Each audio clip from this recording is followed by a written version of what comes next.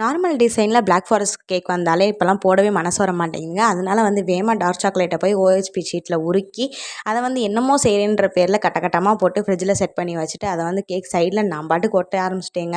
அப்போ தான் என் வீட்டுக்காரர் வந்துட்டு இதை இப்படி ஒட்டுறதுக்கு பதிலாக நீ கீழேருந்து மேலாப்பில் ஒட்டினேன்னா சின்னதுலேருந்து பெருசாக மாதிரி சூப்பராக இருக்கணும்னு சொன்னாங்க. அதுக்கப்புறம் தான் இந்த மரமண்டைக்கு தோணுச்சு, ஆமாம் அப்படி பண்ணால் சூப்பராக இருக்குங்க, சரி விடுங்க அப்படின்னு சொல்லிட்டு மனசை தேர்த்திக்கிட்டு இந்த கேக்கை வந்து நீட்டாக வந்து ஃபினிஷ் பண்ணிட்டேங்க. மிச்சம் மீதி இருந்த பீஸை ஃபுல்லாமே கேக்கில் வந்து சொருகி முடிச்சு விட்டுட்டேங்க.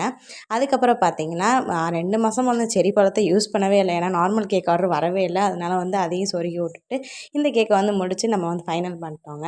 அண்ட் நம்மகிட்ட 1 kg வாங்கினா 1/4 கிலோ ஃப்ரீயாகவும் கொடுத்துட்டு இருக்கோம். அந்த கஸ்டமருமே வந்து ரிவ்யூ அனுப்பியிருந்தாங்க. So satisfy sister.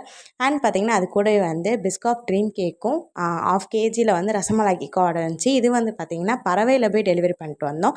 அந்த பிளாக் ஃபாரஸ்ட் கேக் பார்த்தீங்கன்னா அவனியாபுரத்தில் போய் டெலிவரி பண்ணிட்டு வந்தோம்.